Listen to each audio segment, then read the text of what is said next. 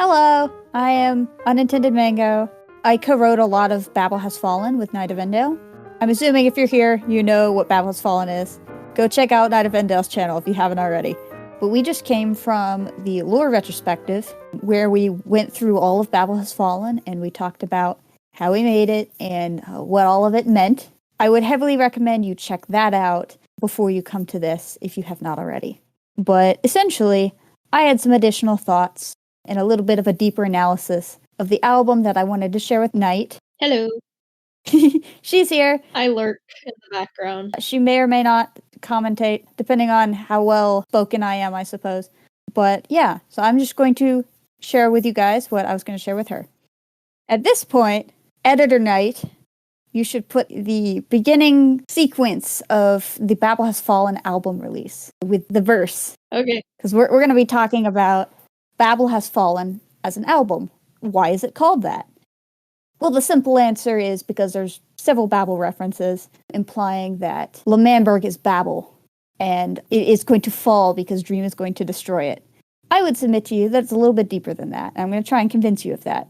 I propose that the use of the Tower of Babel in this album is also a twisted myth. The reason we put up the title card again is because I wanted you to be familiar with the original story so that you can see what I'm talking about here. You want the English one? Yes. Not the Hebrew one? Yes. Okay. Well, it transitions into English, doesn't it? Yeah. The important part is the English. We can have the dramatic Hebrew as well, because it's dramatic, but the English is the important part, because I want you to see how this myth gets twisted.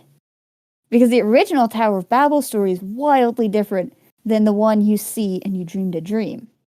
In You Dreamed a Dream, Dream talks about how he's, he puts himself in the shoes of God, which in and of itself is quite a claim, but we'll get to that.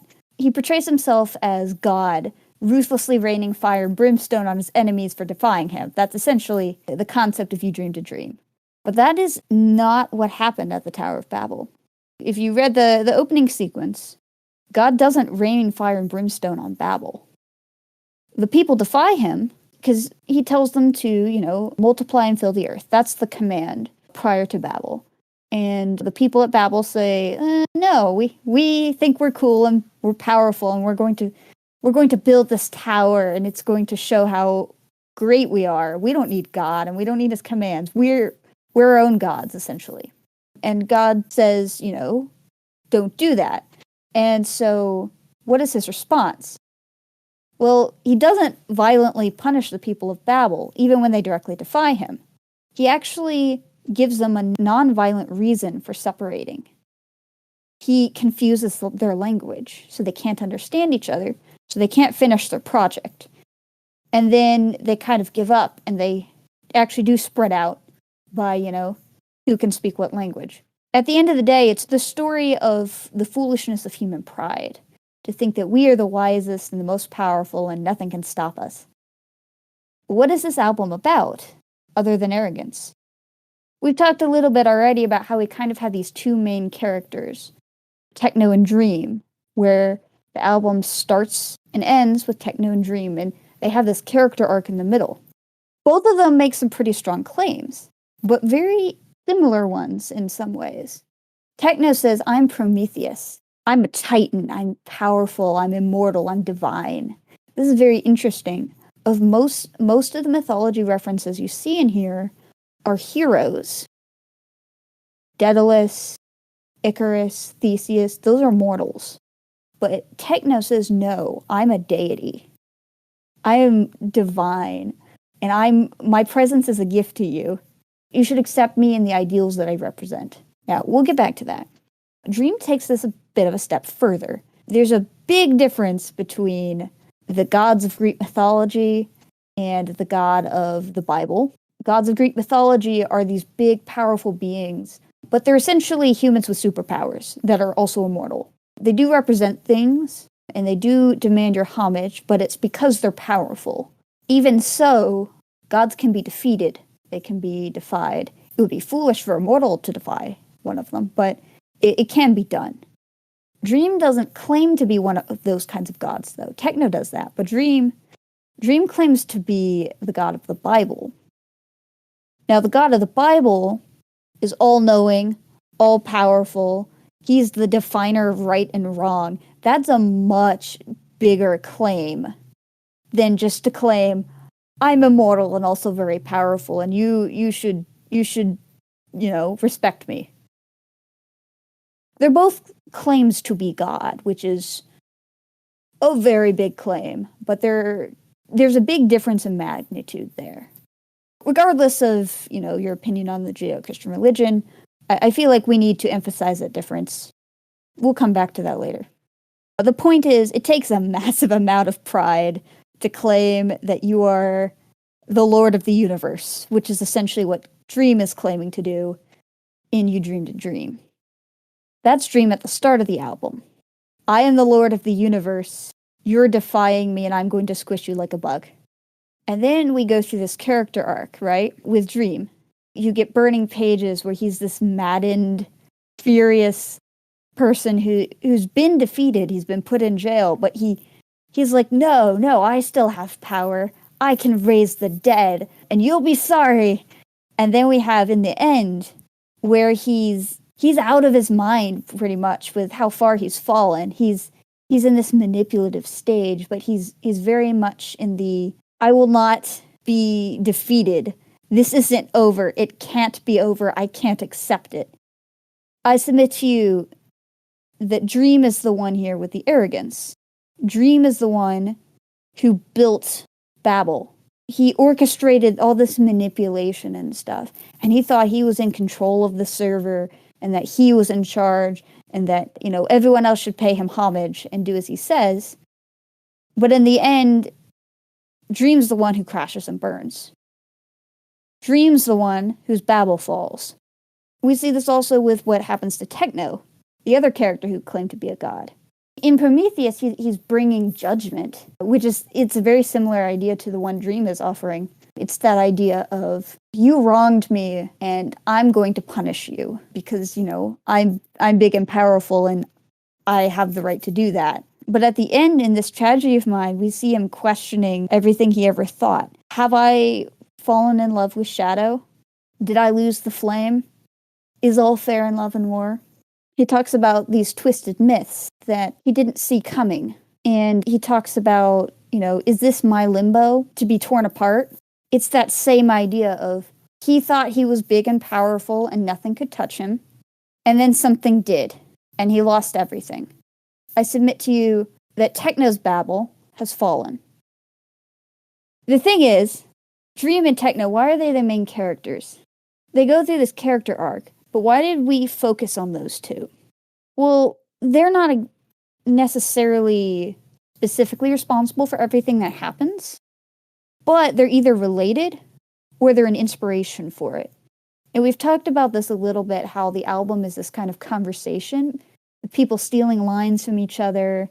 But you can see, we start with Techno actually on Doomsday attacking a city. And then you have Dream promising judgment. And then what happens? You have Beloved. We tried to fight Titans, but all was in vain. We burned in the downpour and watched fire rain. In the act of Doomsday, Techno and Dream, they destroyed everything. They devastated the people from Hamburg. And then you see the way Sam absorbs Dream's ideology and becomes, in his own words, I gotta keep the monster in, even if I become a monster like him. You see the way that these people are building their Babels, so to speak, and they're dragging everyone else into it. You see the way Quackity absorbs this ideology, and you see how it either absorbs or destroys the life of everyone it touches. Because they're so busy building these Babels and caught up in their own arrogance that they don't care for the consequences of the people around them. The other thing, we actually touched on this a little bit. Have you noticed that most of the songs in this album are either A, villain songs, or B, depressing? I submit to you that that is the consequence of human pride. You build your Babel, and it looks really cool, and you feel really cool. It's really fun to sing, say, Prometheus, It's really fun to sing this idea of, I'm the rising sun. Da da da da da da. It's very dramatic. And it's very cool, and it feels really cool. But if you actually stop and think about what those characters are saying and what they're doing, it's really scary. And it causes a lot of destruction. Because you're hurting other people. And in the end, pun intended, Babel's always going to fall. Hard. Dream's Babel fell, and he couldn't accept it. Techno's Babel fell, and he understood and learned from it. But that doesn't undo all the destruction he caused. It's not going to bring Rambu back to life. It's not going to fix L'Manberg and the whole scattering of everyone that resulted from it. There's a lot of destruction that happened there, and that can't be undone. So where does that leave us? Is it just a giant depressing album? I mean, there's a lot of sad points to it, but I don't think that's the end of the story. Not quite. You see, there's a third character in this album that's referred to as a god. You may have forgotten at this point, because he never claims the title for himself, nor does he demand homage and glory like Dream and Techno do. He doesn't demand that people worship him. He doesn't wield this power and promise judgment on the people who defy him. This is Thanatos, the god of death, otherwise known as Phil. Now, what's Phil doing? Well, listen to his song. He's not building any dramatic scheme, picking fights with people. He's not doing any of that. He's not obsessing over himself. In fact, when you listen to his song, he doesn't actually talk about himself all that much. The thing he's interested in talking about is his beloved. It's all, you're my Penelope, you're my Persephone. It's all about her. He's praising her. He's lifting her up. He's calling her a goddess instead of claiming the title for himself.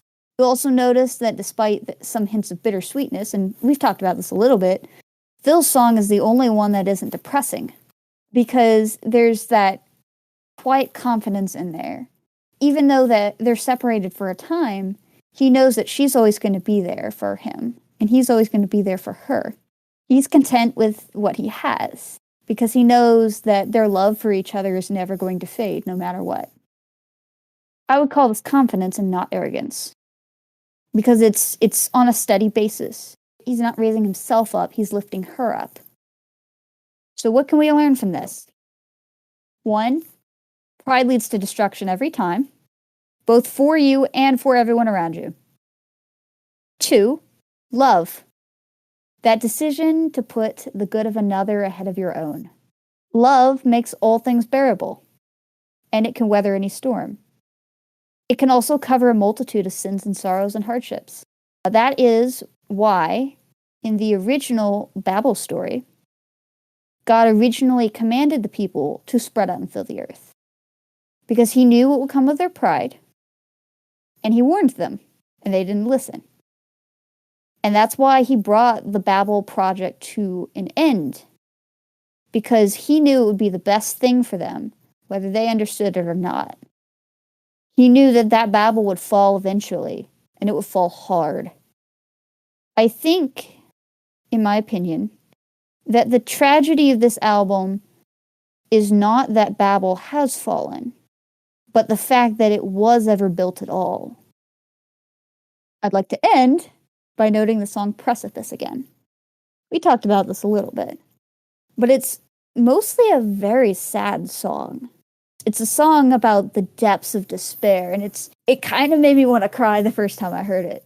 It's this culmination of this Babel dream has been building for himself, this manipulation that's just gone on and on and on, and just destroyed everything. L'Manberg, Tommy's life, his relationship with Tubbo to some extent, although they rebuilt it. He's destroyed Tubbo's life. He's destroyed everything. And even Tommy to some extent, the way he has been obsessing over the discs, over his own safety, over Tubbo's safety, that too, I think you could argue in a certain sense, is that same kind of arrogance, that destructiveness. And that's really where the song is. Most of the song is there, that moment on the precipice, where everything is about to go very, very wrong. And then what happens in the last verse? there's this shift.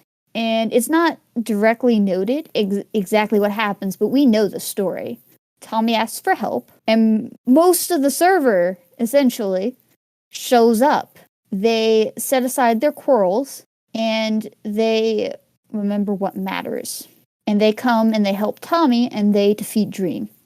I'd also like to reemphasize that several of those people wanted to kill Tommy prior to this. But I think that right there is a very beautiful picture. That ability to put everything else aside, put aside your own hurts and your own quarrels and your own anger, and value someone else. That's how life-changing love can be. It can mend those broken relationships. It can literally save people's lives. It counteracts pride in the sense of they don't want to listen to Dream anymore, but also that change upon a person is what kills arrogance. It's that ability to look beyond yourself to another person. And I think that's really cool. So, yeah. Thank you for coming to my TED Talk. I don't know how much of that made sense, but there were some interesting things there, and I wanted to share. If you haven't, you should subscribe to Knight and tell her she's cool. Her songs are really cool, and I really enjoyed working on them with her. And you guys should subscribe to Mango. I don't know why, because I don't put out content. Because you should subscribe to Mango. I don't understand. But yeah, if you want to more deep analyses like this, where we talk about deep things, you can listen to more of Knight's music. We both also have archive of our own accounts where we write deep stories, so you can come check us out there. Maybe if you subscribe, Mango will do more deep dive analysis TED Talks. Just go subscribe to Mango. Do it. It doesn't have to make sense. Just do it. I don't understand. But anyway, thank you for listening. I hope you learned something interesting today or got something to think about out of that. Farewell. Have a lovely day.